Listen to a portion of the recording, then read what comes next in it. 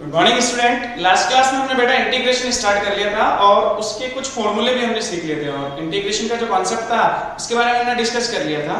आज हम बेटा उसके कुछ फॉर्मूले जो हैं वो और डिस्कस करते हैं। ठीक है, हमने 3 या 4 फॉर्मूले हमने डिस्कस कर लिए थे कि इंटीग्रेशन के जो कॉन्सेप्ट है उसको या उसको कैसे डिफाइन करेंगे वो हमने चेक कर लिया था।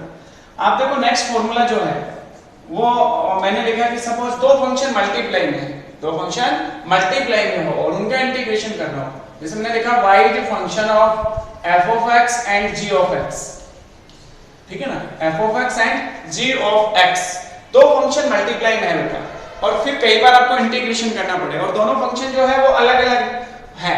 जैसे एक ट्रिग्नोमेट्रिक फंक्शन हो गया, एक पॉलिनोमियल फंक्शन या अलजेब्रिक फंक्शन हो गया, ठीक है, एक्सपोनेंशियल फंक्शन हो गया, लॉगरिथमिक फंक्शन हो गया, कुछ भी हो सकता है। अगर दो फंक्शन मल्टीप्लाई में हो और हमें इंटीग्रेशन करना पड़े, ऐसा इंटीग्रेशन आएगा अपने पास, तो उस सिचुएशन में हमें इंटीग्रेशन कैसे करना होता है। ठीक है, तो उसके लिए अपन एक कांसेप्ट यूज करते हैं कि सपोज मुझे y का x के रिस्पेक्ट में, मुझे पता है y और x दो वेरिएबल है, y का x के रिस्पेक्ट में इंटीग्रेशन करना है तो मैं लिखूंगा integration y dx, integration y dx equals to, अब मैं y की वैल्यू पुट कर लूंगा integration f of x g of x dx। ये इसका सिंबल हो गया। अब इसका सॉल्यूशन क्या होगा, कैसे इसको फाइंड आउट करते हैं, उसके लिए बेटा देखो थोड़ा सा एक कांसेप्ट, इसको हम बोलते हैं फर्स्ट फंक्शन और सेकंड फंक्शन। मतलब आपको फर्स्ट फंक्शन कौन सा लेना होता है, सेकंड फंक्शन कौन सा लेना होता है, वो हम लेते हैं। एक ट्रिक, शॉर्ट ट्रिक आपको ध्यान में रखनी है आईलेट के हिसाब से। आईलेट आई जो होता है वो हमारा होता है इनवर्स फंक्शन। आई कौन सा फंक्शन होता है, इनवर्स फंक्शन। एल जो है वो logarithmic function, logarithmic function, L जो है वो लॉगरिथमिक फंक्शन। ए जो है वो अलजेब्रिक फंक्शन या अरिथमेटिक, अलजेब्रिक ही बोलेंगे इसको, अलजेब्रिक फंक्शन। और T for trigonometric function, T for trigonometric function. और E for exponential function, E for आपका कौन सा फंक्शन होगा, एक्सपोनेंशियल फंक्शन।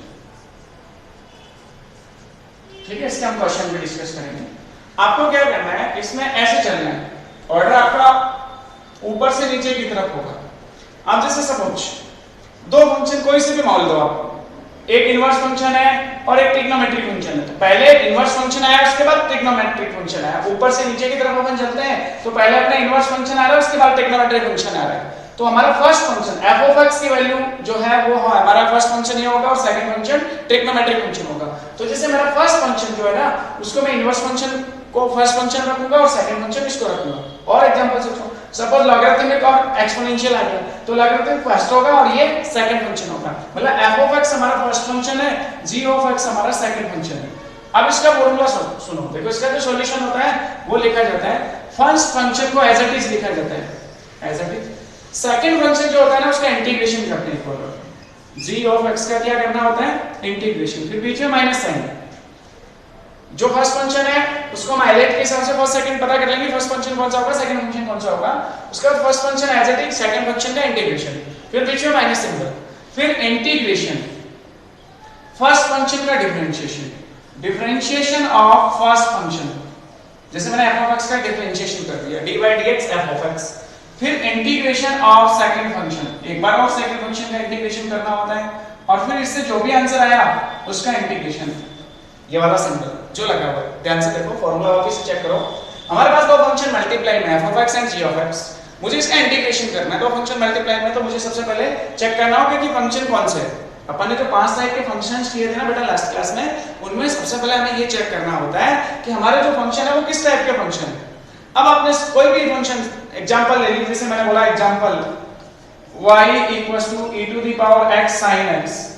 अब मैं बोलूंगा दो फंक्शन मल्टीप्लाई में है मेरे पास, एक एक्सपोनेंशियल फंक्शन है दूसरा ट्रिग्नोमेट्रिक फंक्शन है। तो मैं देखूंगा ट्रिग्नोमेट्रिक फंक्शन पहले आ रहा है, एक्सपोनेंशियल फंक्शन बाद में आ रहा है। जब अपवर्ड अपन से ऊपर से नीचे की तरफ आते हैं तो पहले ट्रिग्नोमेट्रिक फंक्शन आ रहा है उसके बाद एक्सपोनेंशियल फंक्शन आ रहा है। तो मैं sin of x जो मेरा g of x होगा सेकंड फंक्शन, और sorry first function, sin of x तो आपका first function f of x होगा और g of x आपका exponential function g of x होगा। ठीक है, अब अपना फॉर्मूला क्या कहता है कि फर्स्ट फंक्शन को छोड़ दो, सेकंड फंक्शन का इंटीग्रेशन करो, फिर बीच में माइनस साइन, फिर इंटीग्रेशन, फर्स्ट फंक्शन का डिफरेंशिएशन, सेकंड फंक्शन का इंटीग्रेशन, इसका जो सॉल्यूशन आए उसका वापस से आप क्या कर दो, इंटीग्रेशन, ठीक है। और अगर इनडेफिनिट इंटीग्रेशन है तो उसमें c ऐड हो जाएगा। तो आपको ये फॉर्मूला याद हो गया होगा। इससे रिलेटेड न्यूमेरिकल अपन कुछ फॉर्मूला लिखने के बाद सॉल्व करेंगे। तो आइलेट का कांसेप्ट बोलते हैं इसको, जब दो फंक्शन मल्टीप्लाई में होते हैं तो उनका इंटीग्रेशन अपन इस मेथड से करते हैं। अच्छे से क्लियर हो गया। चलो अब अपन कुछ फॉर्मूले लिखते हैं। जैसे मैं बोलूं कि एक पॉलिनोमियल फंक्शन है, उसका इंटीग्रेशन का फॉर्मूला क्या होता है। एक पॉलिनोमियल फंक्शन है अपन और उसका इंटीग्रेशन करके देखें, या उसका इंटीग्रेशन का जो फॉर्मूला है वो क्या होगा। जैसे फिर फॉर्मूला फिफ्थ टाइप या नंबर डालते जाओ उसमें, for polynomial function integration of polynomial function या अलजेब्रिक फंक्शन, एक ही बात है, polynomial function, integration of polynomial function. देखो ध्यान से, जैसे मैंने लिखा suppose y equals to x to the power n, n एक इंटीजर वैल्यू कुछ भी हो सकता है, y equals to x to the power n, मुझे इसका इंटीग्रेशन करना विद रिस्पेक्ट टू s, तो मैं लिखूंगा integration y dx equals to integration x to the power n dx। x की पावर n का इंटीग्रेशन, ये रट लेना बहुत काम आएगा 11th 12th की जब ये फिजिक्स आप डेरिवेशन करोगे तो बहुत जगह इंटीग्रेशन काम आता है। x की पावर n का इंटीग्रेशन, x की power n plus 1 upon n plus 1, अगर इनडेफिनिट है तो प्लस c इसमें ऐड हो जाएगा, इनडेफिनिट इंटीग्रेशन है तो प्लस c उसमें ऐड कर देना है। ये आपका फॉर्मूला होगा, x की power n plus 1 upon n plus 1, जो पावर में होता है वही अपॉन में डिवाइड करता है, ठीक है। तो इसको एक फॉर्मूला समझ के आप रट लेना, आपको कोई क्वेश्चन गलत नहीं होगा। मैक्सिमम केस में यही फॉर्मूला काम में लेना होता है। x की पावर n का इंटीग्रेशन का जो फॉर्मूला है वो अपना होता है x की power n plus 1 upon n plus 1। अब जैसे अपन छोटे-छोटे एग्जांपल की अपन एग्जांपल डिस्कस करें, छोटे-छोटे एग्जांपल। जैसे मैंने छोटा सा एग्जांपल लिया कि सपोज y इक्वल्स टू मैंने लिखा x स्क्वायर, मुझे इसका इंटीग्रेशन करना है विद रिस्पेक्ट टू x, मुझे सॉल्व करना है इंटीग्रेशन y dx। तो आप लिखोगे इंटीग्रेशन y की वैल्यू आपके पास है x स्क्वायर, क्या होगा फॉर्मूला, n की जगह कितना लिखा हुआ है 2, तो x की power 2 plus 1 upon 2 plus 1, x की power 2 plus 1 upon 2 plus 1 plus c, ये इसका सॉल्यूशन आ गया। x cube by 3 plus c, x cube by 3 plus c, ये आपका सॉल्यूशन आ गया। इंटीग्रेशन y dx आ गया x cube by 3 plus c, ठीक है ना। पावर में एक ऐड कर दिया, अपॉन में भी वही लिखा, बिल्कुल समझ में आ गया होगा। मैं और लूं छोटे-छोटे एग्जांपल, ठीक है ना। जैसे मैंने लिखा y इक्वल्स टू x की पावर 3 बाई 2, मुझे इसका इंटीग्रेशन करना विद रिस्पेक्ट टू x, तो मैं लिखूंगा integration y dx equals to integration x की power 3 by 2, x to the power 3 by 2 dx। तो n की जगह आपके पास इस बार क्या आ गया 3 बाई 2, तो आप क्या लिखोगे x की power 3 by 2 plus 1 upon 3 by 2 plus 1 plus c। आप इसको सॉल्व करोगे तो 2 प्लस 1 5 बाई 2, x की power 5 by 2 upon 5 by 2 plus c, क्या 2 ऊपर चला जाएगा तो ये 2 अपॉन 5 हो जाएगा, 2 अपॉन 5 x की पावर 5 बाई 2 प्लस c, ये आपका फाइनल आंसर आ गया, ठीक है। इस तरह से अपन कोई भी इंटीग्रेशन हो उसको सॉल्व कर लेते हैं। और एग्जांपल की बात करें अपन, जैसे मैंने देखा example simple y equals to root x, y equals to root x, इसका मुझे इंटीग्रेशन करना है, y का इंटीग्रेशन करना है with respect to x, integration y dx equals to integration root x dx। Root x को हम क्या लिख सकते हैं, x की power 1 by 2, integration y dx जो है उसको अपन लिखेंगे इंटीग्रेशन x की power 1 by 2 dx। Power 1 by 2 लिख सकते हैं, रूट का मतलब है पावर 1 बाई 2, और अब इसमें फॉर्मूला लगाओ x की power 1 by 2 plus 1 upon 1 by 2 plus 1 plus c, क्या है आंसर, x की power 3 by 2 upon 3 by 2, 2 by 3 हो गया प्लस c, ये आपका फाइनल आंसर। इस तरह से आप कोई भी पॉलिनोमियल फंक्शन हो किसी भी टाइप का, जैसे देखो माइनस में लेके चेक करते हैं अपन, कोई वैल्यू माइनस में भी लेके देखते हैं अपन और उसका इंटीग्रेशन करते हैं, ठीक है ना। फॉर्मूला देखो, फॉर्मूला आपको याद हो जाना चाहिए, हमेशा के लिए याद रखना, पॉलिनोमियल फंक्शन का इंटीग्रेशन का फॉर्मूला होता है x की power n plus 1 upon n plus 1, x की पावर n का इंटीग्रेशन x की power n plus 1 upon n plus 1। और कुछ एग्जांपल लो इसी में, छोटे-छोटे एग्जांपल, जैसे मैंने बात करी y इक्वल्स टू x की पावर -2, पावर -2 है और इसका इंटीग्रेशन करना है with respect to x, integration y dx, क्या लिखोगे इंटीग्रेशन x की पावर -2 dx। अब पावर n जो है वो -2 है, तो सॉल्यूशन होगा x की पावर -2 + 1 अपॉन -2 + 1 + c।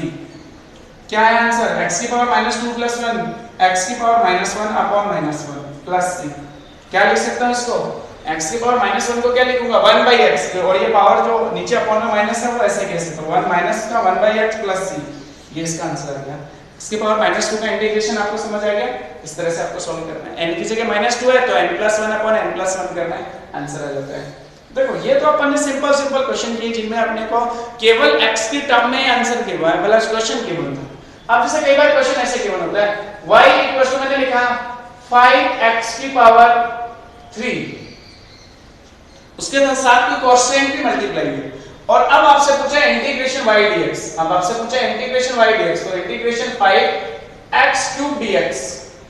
अब ध्यान से देखो बेटा, इसमें एक कांस्टेंट के साथ, एक वेरिएबल के साथ एक कांस्टेंट मल्टीप्लाई है, तो उस कांस्टेंट को हमेशा इंटीग्रेशन से अपन बाहर लिख देते हैं, ठीक है ना। ऐसा नहीं है कि कांस्टेंट इसका अलग से करो इंटीग्रेशन, या इसमें वो फंक्शन मल्टीप्लाई करने वाला फार्मूला यूज करने लगते हो, वो नहीं चलेगा। तो ये जो 5 है ये कांस्टेंट है, तो ये इंटीग्रेशन से बाहर हो जाएगा, ये आपका इंटीग्रेशन से बाहर। फिर इंटीग्रेशन x³ dx, और इसका फॉर्मूला तो अपन जानते ही हैं 5 * x की पावर 3 + 1 4/4 + c, ये आपका आंसर आ गया। ठीक है, इस तरह से अपन सॉल्व कर लेते हैं। देखो आपने कांस्टेंट की बात भी करी होगी, फर्स्ट फॉर्मूला जो था ये आपने नहीं लिखा तो कोई बात नहीं, फॉर्मूला लिख लेना। अगर केवल आपके पास y = कांस्टेंट हो, केवल y = कांस्टेंट हो, और मुझे इसका इंटीग्रेशन करना हो किसी भी फंक्शन के रेस्पेक्ट में, जैसे कांस्टेंट मैंने k ले लिया, तो मुझे इंटीग्रेशन y dx करना है। सपोज इंटीग्रेशन y dx करना है, तो मैं लिखूंगा इंटीग्रेशन y की जगह क्या है मेरे पास k dx। अब k तो कांस्टेंट है, तो ये k कांस्टेंट इंटीग्रेशन से बाहर लिखा जाएगा, तो इंटीग्रेशन y dx बराबर आपके पास आया k इंटीग्रेशन बाहर 1 dx, k बाहर आ गया, 1 का x के रिस्पेक्ट में इंटीग्रेशन 1 का x के रिस्पेक्ट में इंटीग्रेशन x, 1 का x के रिस्पेक्ट में इंटीग्रेशन x, कैसे आया हम बता दो +c। आपने देखो x का x के रिस्पेक्ट में डिफरेंशिएशन सीखा हुआ, आपके पास इस टाइप का कोई फंक्शन होता था y = जैसे मैंने बोला x, और मुझे dy/dx निकालना है, differentiation of y with respect to x। तो अब पावर कितनी है 1, पावर पहले आ गई, पावर एक कम हो गई 1 - 1 1 × x⁴ 0 1 × 1 आंसर।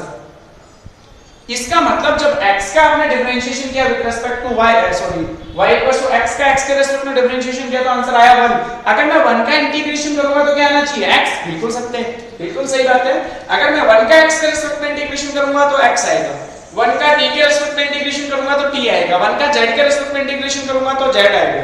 तो अब जैसे कई बार अपन क्या करते हैं, फिजिक्स में कोई डेरिवेशन सॉल्व कर रहे होते हैं, फिजिक्स में कोई डेरिवेशन सॉल्व कर रहे होते हैं, और उसमें ऐसा होता है कि अपन ने स्मॉल एलिमेंट के लिए वो वैल्यू फाइंड आउट करी, फिर आपने लिखा dw इंटीग्रेशन dw। इसका मीनिंग क्या हुआ, यहां कुछ नहीं है तो 1 है, 1 का w के रिस्पेक्ट में इंटीग्रेशन w, 1 का w के रिस्पेक्ट में इंटीग्रेशन w वेरिएबल है यहां पे, ठीक है ना। अपन क्वेश्चन भी करेंगे, इससे रिलेटेड अपन एक क्वेश्चन भी करेंगे, ठीक है। तो इस तरह से मैं किसी भी पॉलीनोमियल फंक्शन का इंटीग्रेशन कर सकता हूं। जैसे मैं और एग्जांपल लूं एक छोटा सा, मैंने लिखा suppose y = 5x³ + 6x² plus कुछ भी ले लो 7x + 3, इतना बड़ा फंक्शन है, ठीक है ना। इसमें बहुत सारे टर्म्स आ गई, और मुझे इंटीग्रेशन करना y with respect to x, तो इंटीग्रेशन y dx मुझे फाइंड आउट करना है। तो मुझे क्या करना होगा, जितने भी फंक्शन है सबके अलग अलग इंटीग्रेशन करने होंगे, मुझे इसका भी इंटीग्रेशन करना है, मुझे इसका भी करना है, मुझे इसका भी करना है, मुझे इसका भी करना है। तो मैं लिखूंगा इंटीग्रेशन y की जगह ये पूरी वैल्यू पुट कर लूंगा एक बार, 5x³ + 6x² + 7x + 3 dx। अब देखो जैसे मैं इसका इंटीग्रेशन करूं 5x³ dx plus integration 6x² dx plus integration 7x dx plus integration 3 dx। अब देखो 5 कांस्टेंट इंटीग्रेशन से बाहर, x³ का इंटीग्रेशन बोलो x⁴ 4/4, ठीक है, प्लस 6x स्क्वायर का बोलो x क्यूब, 6 कांस्टेंट इंटीग्रेशन से बाहर x cube by 3 x square का प्लस 7h x का बोलो x स्क्वायर बाई 2 प्लस 3 का बोलो 3x प्लस c एक बार ही ऐड होगा, ऐसा नहीं अलग अलग इंटीग्रेशन कर रहे हो सब्जेक्ट के साथ c फाइनली जो कांस्टेंट है वो एक साथ ऐड होता है सब लास्ट में जाके। ये आपका आंसर है, इसको सिंपलीफाई कर सकते हैं। इस तरह से हम किसी भी पॉलिनोमियल फंक्शन का इंटीग्रेशन कर सकते हैं। अब फिजिक्स में ये आप पूछोगे कि सर फिजिक्स में कैसे काम आएगा, ये वाला जो ये जो इंटीग्रेशन अपन ने पढ़ लिया, अब मैं इसको पूछूं कि फिजिक्स में इसको कैसे काम आएगा, तो देखो मैं फिजिक्स में फिर से आपको पीछे जो आपने 10th क्लास में पढ़ा था वर्क एनर्जी एंड पावर वाला चैप्टर, उस चैप्टर में लेके जाता हूं और वहां पे अपन एक क्वेश्चन सॉल्व करते हैं, ठीक है, उसको ध्यान से समझो।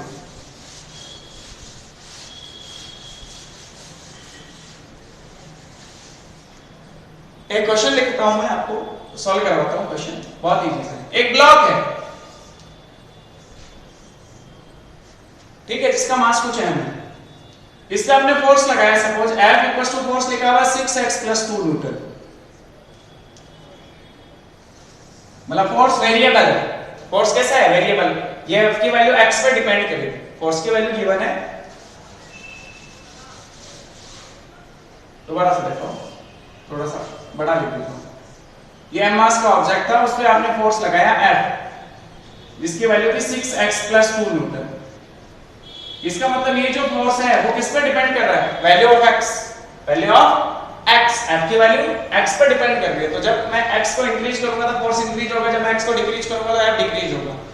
अगर इतना फोर्स लगाया है तब भी आपका जो ब्लॉक है वो dx डिस्प्लेस होकर यहां पहुंच गया, कितना डिस्प्लेसमेंट हुआ इसमें, dx, और ब्लॉक जो है वो m मास का ब्लॉक यहां पहुंच गया। बताओ, मैं बोलूं कि ये सपोज इनिशियली x 1 पे था, x 1 मीटर पे था, अब यहां पहुंच गया x 2 पे। Total work done find out करो। क्वेश्चन है x 1 to x 2, x 1 to x 2 जो है डिस्प्लेसमेंट में टोटल वर्क डन कितना होगा। क्वेश्चन समझ में आया?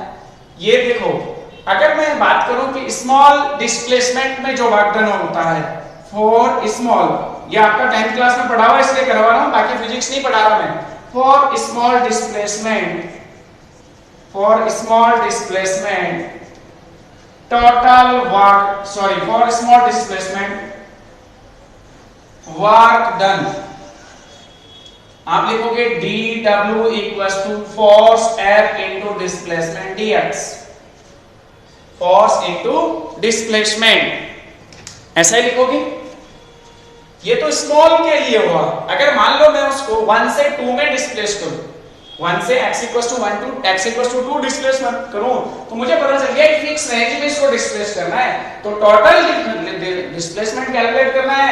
तो इसका अपन क्या कर लेंगे, integration dw equals to integration dw integration f dx। अब आपने कहां से कहां तक किया, x 1 to x 2, इनिशियल आपकी लिमिट थी x 1, फाइनल आपकी कितनी हो गई, x 2, तो ये डेफिनेट इंटीग्रेशन हो गया।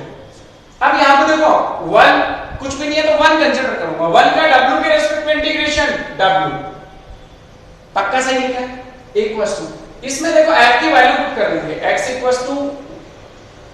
1 to x 2, f की वैल्यू बोलो बेटा 6x plus 2 dx, 6x plus 2 dx।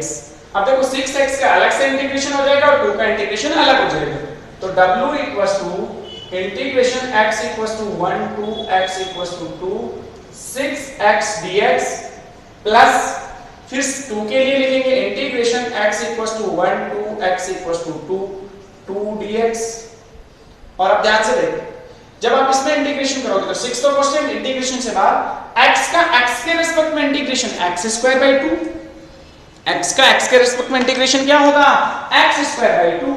तो देखो w इक्वल्स टू आपके पास फॉर्मूला आया, 6 को कांस्टेंट मैंने बाहर ले लिया, x का x के रिस्पेक्ट में इंटीग्रेशन x स्क्वायर बाई 2 और आपकी लिमिट हो गई 1 to 2 प्लस 2 कांस्टेंट इंटीग्रेशन से बाद 1 का x के रिस्पेक्ट में इंटीग्रेशन x, लिमिट हो गई 1 to 2। अब इसमें c ऐड नहीं होगा because this is definite integration. अब आप क्या करोगे, लिमिट पुट कर लोगे, आपका आंसर आ गया बेटा w equals to 6 upper limit minus lower limit, आपको सिखाया होगा मैंने फॉर्मूले में, x की जगह एक बार 2 पुट करेंगे तो 2 का स्क्वायर बाई 2 माइनस 1 का स्क्वायर बाई 2, ठीक है ना। स्टेप वाइज चलो आपको अच्छे से क्लियर होगा। प्लस 2 एज इट इज, यहां पे केवल x है तो upper limit 2 minus lower limit 1, और जब आप इसको सॉल्व करोगे तो आपके पास आंसर आएगा w इक्वल्स टू 6, 2 का स्क्वायर अपॉन 2 कितना हुआ 2 minus 1 by 2, 2 minus 1 by 2 plus 2 into 2 minus 1, 1 हो गया आपका डिवाइडर आ गया 6, 2 माइनस 1 बाई 2 3 बाई 2 प्लस 2, 2 से इसको काट लो 9 प्लस 2, 9 ही बचेगा ना, 11 जूल। टोटल वर्क डन कितना आएगा इस सिचुएशन में 11 जूल। देखो फिजिक्स में ऐसे इस टाइप्स का क्वेश्चन सॉल्व करने होंगे। हो सकता है 10th क्लास में इस लेवल का क्वेश्चन आपने सॉल्व नहीं किया होगा, वहां सिंपल फोर्स और डिस्प्लेसमेंट, फोर्स इनटू डिस्प्लेसमेंट से रिलेटेड क्वेश्चन थे। इस क्वेश्चन में देखो क्या नई चीज थी कि आपने जो फोर्स लगाया था वो वेरिएबल फोर्स था। जब वेरिएबल फोर्स था तो अलग-अलग पोजीशन पे फोर्स की वैल्यू अलग-अलग होगी, और उस सिचुएशन में आपको ऐसे ही सॉल्व करना था।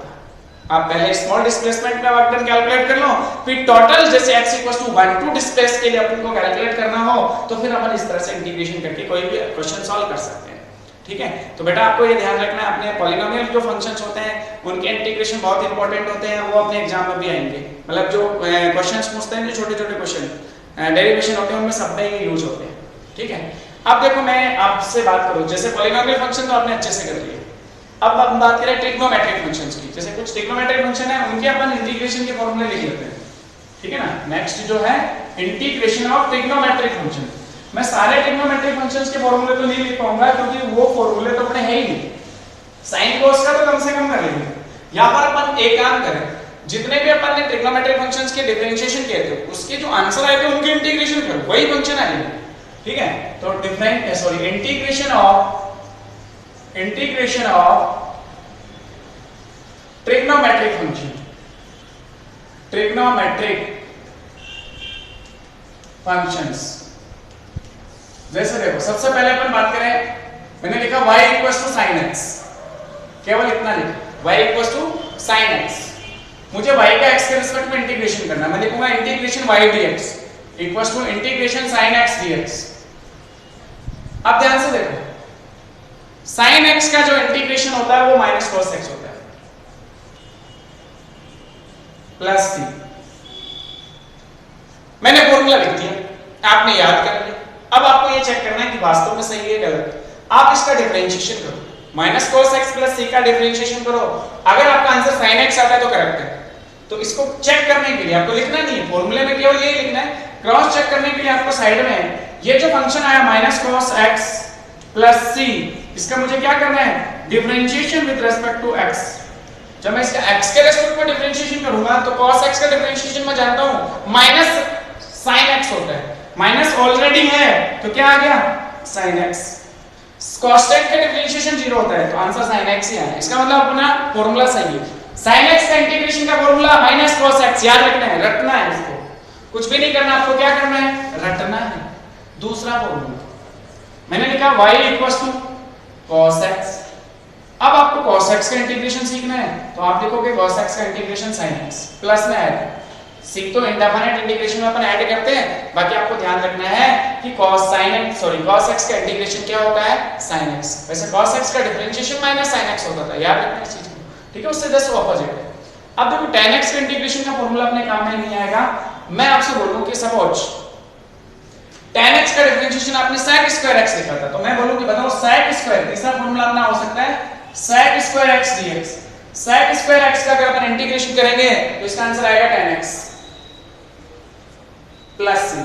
अब tan x प्लस c का डिफरेंशिएशन करके देखो sec स्क्वायर x ही आएगा। इस तरह से जैसे और फॉर्मूले थे अपने पास, cosec स्क्वायर x था, integration cosec square x dx, इसका आंसर आएगा minus cot x plus c। फिर मैं पांचवा फॉर्मूला लिखूं sec x tan x। अगर मुझे इसका इंटीग्रेशन करना पड़े sec x tan x का, तो इसका इंटीग्रेशन होगा केवल और केवल sec x प्लस c, क्योंकि sec x का डिफरेंशिएशन होता है sec x tan x। इसी तरह से लास्ट फॉर्मूला लिखूं मैं ट्रिग्नोमेट्री से रिलेटेड cosec x cot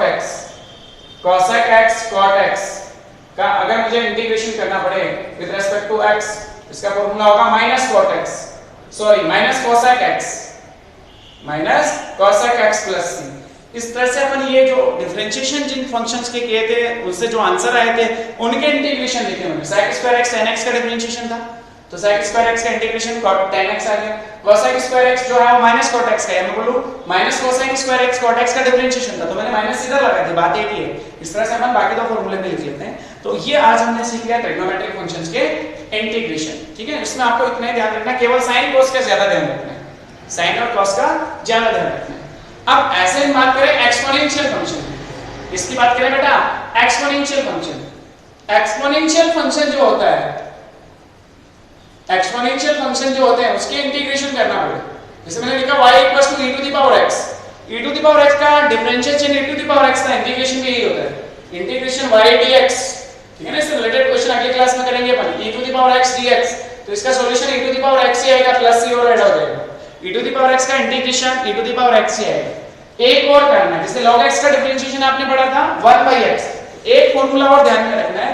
अगर आपसे पूछे 1/x dx, इसका इंटीग्रेशन पूछे तो इसका फार्मूला ध्यान में रखना है log x plus c। 1/x का integration log x plus c, ठीक है। बाकी बेटा नेक्स्ट क्लास में करेंगे। Thank you.